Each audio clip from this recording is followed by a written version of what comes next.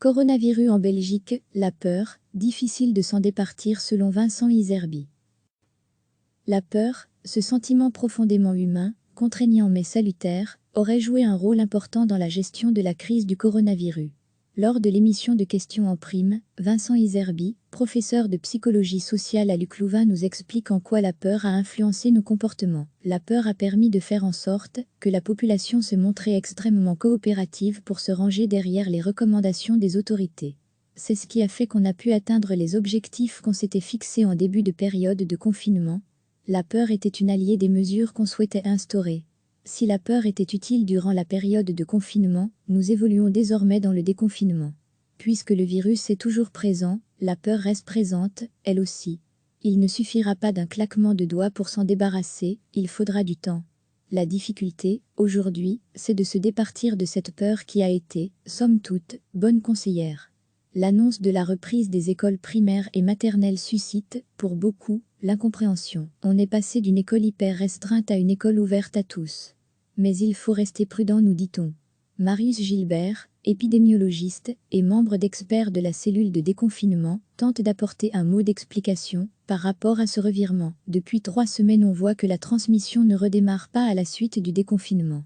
Elle a même tendance à diminuer, et parallèlement à cette évolution qui est très favorable, il y a un certain nombre de travaux qui sont publiés, il y a des expériences d'autres pays, où il y a eu des réouvertures d'écoles, et où les choses se passent plutôt bien. C'est l'ensemble de ces différents éléments-là qui ont amené à cette décision qui a été annoncée hier.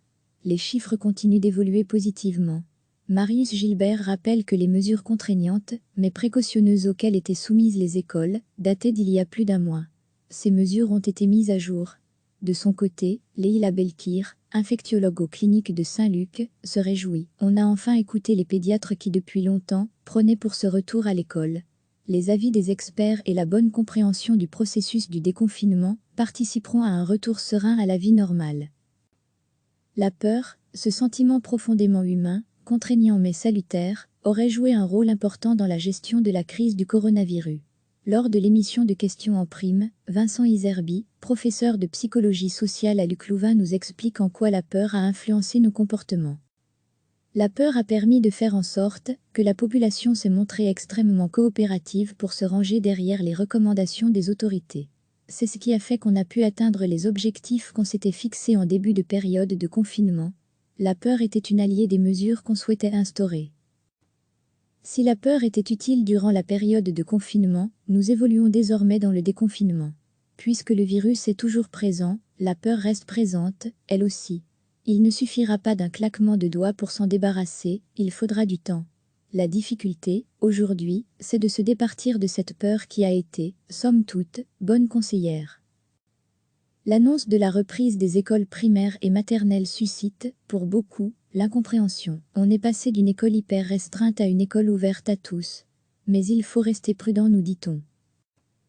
Marius Gilbert, épidémiologiste et membre d'experts de la cellule de déconfinement, tente d'apporter un mot d'explication par rapport à ce revirement. Depuis 3 semaines, on voit que la transmission ne redémarre pas à la suite du déconfinement.